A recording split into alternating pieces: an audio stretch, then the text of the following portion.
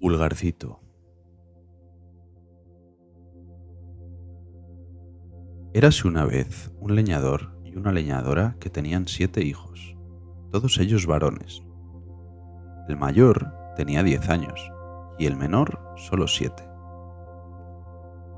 Puede ser sorprendente que el leñador haya tenido tantos hijos en tan poco tiempo, pero es que a su esposa le cundía la tarea, pues los hacía de dos en dos. Eran muy pobres y sus 7 hijos eran una pesada carga, ya que ninguno podía aún ganarse la vida. Sufrían además porque el menor era muy delicado y no hablaba palabra alguna, interpretando como estupidez lo que era un rasgo de la bondad de su alma. Era muy pequeñito y cuando llegó al mundo no era más gordo que el pulgar, por lo cual lo llamaron Pulgarcito. Este pobre niño era en la casa el que pagaba los platos rotos y siempre le echaban la culpa de todo. Sin embargo, era el más fino y el más agudo de sus hermanos, y si hablaba poco, en cambio escuchaba mucho. Sobrevino un año muy difícil, y fue tanta la hambruna que esta pobre pareja resolvió deshacerse de sus hijos. Una noche, estando los niños acostados, el leñador, sentado con su mujer junto al fuego, le dijo: «Tú ves que ya no podemos alimentar a nuestros hijos. Ya no me resigno a verlos morir de hambre ante mis ojos, y estoy resuelto a dejarlos perderse mañana en el bosque, lo que será bastante fácil, pues mientras estén entretenidos, haciendo atados de astillas, solo tendremos que huir sin que nos vean». «¡Ay!», exclamó la leñadora, «¿serías capaz de dejar tú mismo perderse a tus hijos?». Por mucho que su marido le hiciera ver su gran pobreza, ella no podía permitirlo. Era pobre, pero era su madre. Sin embargo, al pensar en el dolor que sería para ella verlos morirse de hambre, consintió y fue a acostarse llorando. Pulgarcito oyó todo lo que dijeron, pues, habiendo escuchado desde su cama que hablaban de asuntos serios, se había levantado muy despacio y se deslizó debajo del taburete de su padre para oírlos sin ser visto. Volvió a la cama y no durmió más, pensando en lo que tenía que hacer. Se levantó de madrugada y fue hasta la orilla de un riachuelo, donde se llenó los bolsillos con guijarros blancos, y enseguida regresó a casa.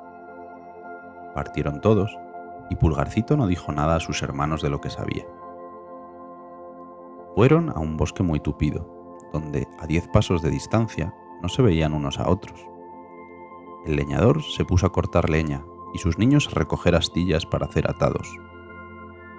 El padre y la madre, viéndolos preocupados de su trabajo, se alejaron de ellos sin hacerse notar, y luego echaron a correr por un pequeño sendero desviado. Cuando los niños se vieron solos, se pusieron a bramar y a llorar a mares. Pulgarcito los dejaba gritar, sabiendo muy bien por dónde volverían a casa, pues al caminar había dejado caer a lo largo del camino los guijarros blancos que llevaban los bolsillos. Entonces les dijo: «No teman, hermanos, mi padre y mi madre nos dejaron aquí, pero yo los llevaré de vuelta a casa, no tienen más que seguirme». Lo siguieron y él los condujo a su morada por el mismo camino que habían hecho hacia el bosque. Al principio no se atrevieron a entrar, pero se pusieron todos junto a la puerta para escuchar lo que hablaban su padre y su madre. En el momento en que el leñador y la leñadora llegaron a su casa, el señor de la aldea les envió 10 escudos que les estaban debiendo desde hacía tiempo, y cuyo reembolso ellos ya no esperaban. Esto les devolvió la vida, ya que los infelices se morían de hambre.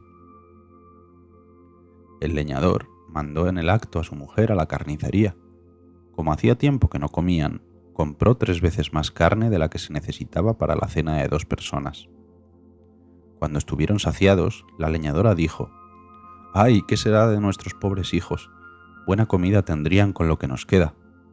Pero también, Guillermo, fuiste tú el que quisiste perderlos. Bien decía yo que nos arrepentiríamos. ¿Qué estarán haciendo en el bosque? ¡Ay, Dios mío, quizá los lobos ya se los han comido! Es inhumano haber perdido así a tus hijos».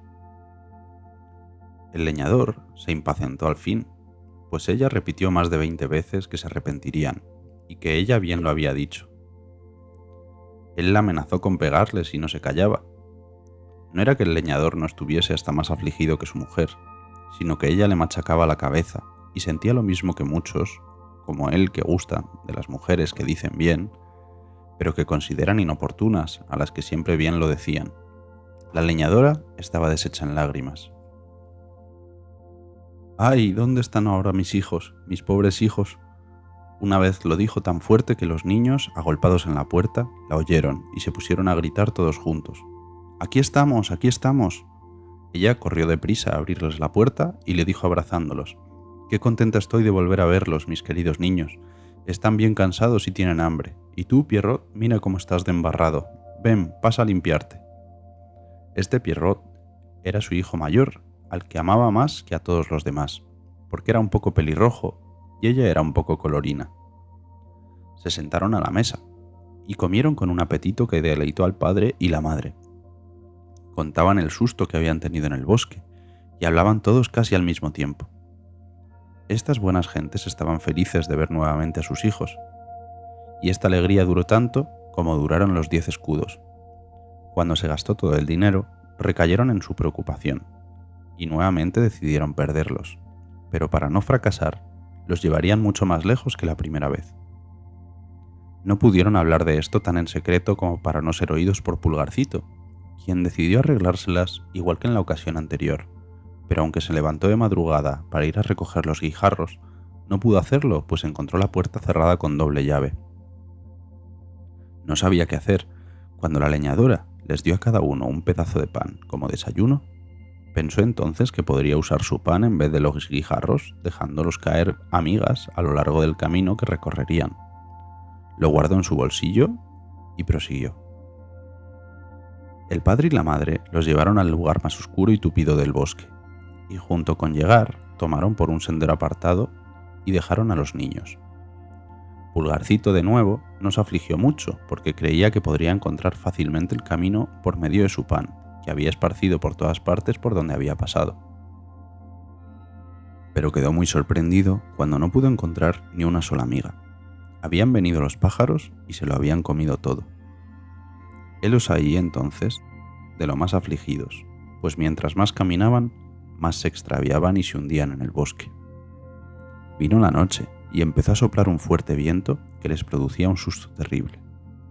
Por todos los lados creían oír aullidos de lobos que se acercaban a ellos para comérselos. Casi no se atrevían a hablar ni a darse la vuelta. Empezó a caer una lluvia tupida que los caló hasta los huesos. Resbalaban a cada paso y caían en el barro de donde se levantaban cubiertos de lodo sin saber qué hacer con sus manos. Pulgarcito trepó a la cima de un árbol a ver si descubría algo. Girando la cabeza de un lado a otro, divisó una lucecita, como de un candil, pero que estaba lejos, más allá del bosque. Bajó del árbol y cuando llegó al suelo ya no vio nada más. Esto lo desesperó. Sin embargo, después de caminar un rato con sus hermanos hacia donde había visto la luz, volvió a divisarla al salir del bosque. Llegaron a la casa donde estaba el candil, no sin pasar muchos sustos, pues de tanto en tanto la perdían de vista. Golpearon a la puerta y una buena mujer les abrió. Les preguntó qué querían. Pulgarcito les dijo que eran unos pobres niños que se habían extraviado en el bosque y pedían albergue por caridad. La mujer, viéndolos a todos tan lindos, se puso a llorar y les dijo: «Ay, mis pobres niños, ¿dónde han venido a caer? ¿Saben ustedes que esta es la casa de un ogro que se come a los niños?» «Ay, señora», respondió Pulgarcito, que temblaba entero igual que sus hermanos. «¿Qué podemos hacer? Los lobos del bosque nos comerán con toda seguridad esta noche si usted no quiere cobijarnos en su casa. Siendo así, preferimos que sea el Señor quien nos coma. Quizás se compadecerá de nosotros, si usted se lo ruega». La mujer del ogro, que creyó poder esconderlos de su marido hasta la mañana siguiente, los dejó entrar y los llevó a calentarse a la orilla de un buen fuego, pues había un cordero entero asándose de al palo para la cena del ogro. Cuando empezaban a entrar en calor, oyeron 3 o 4 fuertes golpes en la puerta. Era el ogro que regresaba. En el acto, la mujer hizo que los niños se ocultaran debajo de la cama y fue a abrir la puerta. El ogro preguntó primero si la cena estaba lista y si habían sacado vino. Enseguida se sentó a la mesa. El cordero aún no estaba hecho, por eso mismo lo encontró mejor. Olfateaba de derecha a izquierda diciendo que olía a carne fresca. «Tiene que ser», le dijo su mujer, «ese ternero que acabo de preparar, lo que sentís». «Huelo carne fresca, otra vez te lo digo», repuso el ogro mirando de reojo a su mujer. «Aquí hay algo que no comprendo». Al decir estas palabras, se levantó de la mesa y fue derecho a la cama. «Ah», dijo él, «así me quieres engañar, maldita mujer. No sé por qué no te como a ti también. Suerte para ti que eres una bestia vieja. Esta caza me viene muy a tiempo para festejar a 3 ogros amigos que deben venir en estos días». Sacó a los niños de debajo de la cama, uno tras otro. Los pobres se arrodillaron pidiéndole misericordia, pero estaban ante el más cruel de los ogros, quien, lejos de sentir piedad, los devoraba ya con los ojos y decía a su mujer que se convertirían en sabrosos bocados cuando ya les hiciera una buena salsa. Fue a coger un enorme cuchillo, y mientras acercaban a los infelices niños, lo afilaba en una piedra que llevaba en la mano izquierda. Ya había cogido a uno de ellos cuando su mujer le dijo: «¿Qué quieres hacer a esta hora? ¿No tendrás tiempo mañana por la mañana?» «Cállate», repuso el ogro, «así estarán más tiernos». «Pero todavía tienes tanta carne», le replicó la mujer. «Hay un ternero, 2 corderos y la mitad de un puerco». «Tienes razón», dijo el ogro, «dales una buena cena para que no adelgacen y llévalos a acostarse». La buena mujer se puso contentísima y les trajo una buena comida, pero ellos no podían tragar de lo asustados que estaban. En cuanto al ogro, siguió bebiendo, encantado de tener algo tan bueno para festejar con sus amigos. Bebió unos 12 tragos más, que le fueron un poco a la cabeza, obligándose a ir a acostarse. El ogro tenía 7 hijas, muy chicas todavía.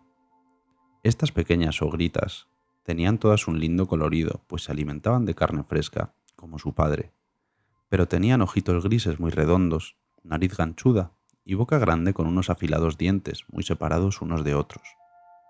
Aún no eran malvadas del todo, pero prometían bastante, pues ya mordían a los niños para chuparles la sangre. Las habían acostado temprano, y estaban las 7 en una gran cama, cada una con una corona de oro en la cabeza. En el mismo cuarto había otra cama del mismo tamaño. Ahí la mujer del ogro puso a dormir a los 7 muchachos, después de lo cual se fue a acostar al lado de su marido. Pulgarcito, que había observado que las hijas del ogro llevaban coronas de oro en la cabeza, y temiendo que el ogro se arrepintiera de no haberlos degollado esa misma noche, se levantó a mitad de la noche y, tomando los gorros de sus hermanos y el suyo, fue despacito a colocarlos en las cabezas de las niñas, después de haberles quitado sus coronas de oro, las que puso sobre las cabezas de sus hermanos y en la suya, a fin de que el ogro los tomase por sus hijas, y a sus hijas por los muchachos que quería degollar. La cosa resultó tal como había pensado, pues el ogro, habiéndose despertado a medianoche, se arrepintió de haber dejado para el día siguiente lo que pudo hacer en la víspera. Salió bruscamente de la cama y, cogiendo un enorme cuchillo, dijo: «Vamos a ver, ¿cómo están estos chiquillos? No los dejemos para otra vez». Subió entonces al cuarto de sus hijas y se acercó a la cama donde estaban los muchachos. Todos dormían menos Pulgarcito, que tuvo mucho miedo cuando sintió la mano del ogro que le tanteaba la cabeza, como habían hecho con sus hermanos. El ogro, que sintió las coronas de oro, dijo: «Verdaderamente buen trabajo habría hecho. Veo que anoche bebí demasiado». Fue enseguida a la cama de las niñas, donde, tocando los gorros de los muchachos, dijo: «Ah, aquí están nuestros mochuelos. Trabajemos con coraje». Diciendo estas palabras, degolló sin trepidar a sus 7 hijas. Muy satisfecho después de esta expedición, volvió a acostarse junto a su mujer. Apenas Pulgarcito oyó los ronquidos del ogro, despertó a sus hermanos y les dijo que se vistieran rápido y lo siguieran. Bajaron muy despacio el jardín y saltaron por encima del muro. Corrieron durante toda la noche, tiritando siempre y sin saber a dónde se dirigían. El ogro, al despertar, dijo a su mujer: «Anda arriba a preparar esos chiquillos de ayer». Muy sorprendida quedó la ogresa ante la bondad de su marido, sin sospechar de qué manera entendía él que los preparara, y creyendo que le ordenaba vestirlos. Subió y cuál no sería su asombro al ver a sus 7 hijas degolladas y nadando en sangre. Empezó por desmayarse, que es lo primero que discurren casi todas las mujeres en circunstancias parecidas. El ogro, temiendo que la mujer tardara demasiado tiempo en realizar la tarea que le había encomendado, subió para ayudarla. Su asombro no fue menor que el de su mujer cuando vio este horrible espectáculo. ¡Ay, qué hice!, exclamó. «Me la pagarán estos desgraciados», y en el acto echó un tazón de agua en la nariz de su mujer, haciéndola volver en sí. «Dame pronto mis botas de 7 leguas», le dijo, «para ir a agarrarlos». Se puso en campaña, y después de haber recorrido lejos de uno a otro lado, tomó finalmente el camino por donde iban los pobres muchachos, que ya estaban a solo 100 pasos de la casa de sus padres. Vieron al ogro ir de cerro en cerro y atravesar ríos con tanta facilidad como si se tratara de arroyuelos. Pulgarcito, que descubrió una roca hueca cerca de donde estaban, hizo entrar a sus hermanos y se metió él también, sin perder de vista lo que hacía el ogro. Este, que estaba agotado de tanto caminar inútilmente, pues las botas de 7 leguas son harto cansadas, quiso reposar y por casualidad fue a sentarse sobre la roca donde se habían escondido los muchachos.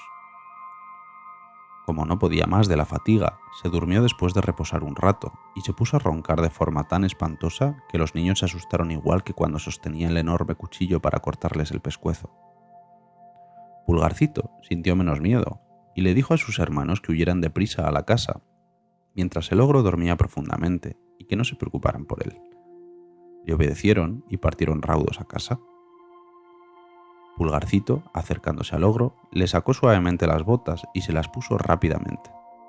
Las botas eran bastante anchas y grandes, pero como eran mágicas, tenían el don de adaptarse al tamaño de quien las calzara, de modo que se ajustaron a sus pies y a sus piernas como si hubiesen sido hechas a su medida. Partió derecho a casa del ogro, donde encontró a su mujer, que lloraba junto a sus hijas degolladas. Su marido, le dijo Pulgarcito, está en grave peligro. Ha sido capturado por una banda de ladrones que han jurado matarlo si él no les da todo su oro y su dinero. En el momento en el que lo tenía con el puñal al cuello, me divisó y me pidió que viniera a advertirle del estado en el que se encuentra y a decirle que me dé todo lo que tenga disponible en casa, sin guardar nada, porque de otro modo lo matarán sin misericordia. Como el asunto apremia, quiso que me pusiera sus botas de 7 leguas para cumplir con su encargo, también para que usted no crea que estoy mintiendo. La buena mujer, asustadísima, le dio en el acto todo lo que tenía, pues este ogro no dejaba de ser buen marido, aun cuando se comiera a los niños. Pulgarcito entonces, cargado con todas las riquezas del ogro, volvió a la casa de su padre, donde fue recibido con la mayor alegría. Hay muchas personas que no están de acuerdo con esta última circunstancia, y sostienen que Pulgarcito jamás cometió ese robo, que por cierto no tuvo ningún escrúpulo en quitarle las botas de 7 leguas al ogro, porque éste las usaba solamente para perseguir a los niños. Estas personas aseguran saberlo de buena fuente, y hasta dicen que por haber estado comiendo y bebiendo en casa del leñador. Aseguran que cuando Pulgarcito se calzó las botas del ogro, partió a la corte, donde sabía que estaban preocupados por un ejército que se hallaba a 200 leguas, y por el éxito de una batalla que se había librado. Cuentan que fue a ver al rey, y le dijo que si lo deseaba, él le traería noticias del ejército esa misma tarde. El rey le prometió una gruesa cantidad de dinero si cumplía con este cometido. Pulgarcito trajo las noticias esa misma tarde, y habiéndose dado a conocer por este primer encargo, ganó todo lo que quiso, pues el rey le pagaba generosamente por transmitir sus órdenes al ejército. Además, una cantidad de damas le daban lo que él pidiera por traerles noticias de sus amantes, lo que le proporcionaba sus mayores ganancias. Había algunas mujeres que le encargaban cartas para sus maridos, pero le pagaban tan mal y representaba tan poca cosa que ni se dignaba a tomar en cuenta lo que ganaba por ese lado. Después de hacer durante algún tiempo el oficio de correo y de haber amasado grandes bienes, regresó donde su padre, donde la alegría de volver a verlo es imposible de describir. Estableció a su familia con las mayores comodidades, compró cargos recién creados para su padre y sus hermanos y así fue colocándolas a todos, formando a la vez con habilidad su propia corte. Moraleja: nadie se lamenta de una larga descendencia, cuando todos los hijos tienen buena presencia, son hermosos y bien desarrollados. mas si alguno resulta enclenque o silencioso, de él se burlan, lo engañan y se ve despreciado. A veces, sin embargo, será este mocoso el que a la familia ha de colmar de agrados.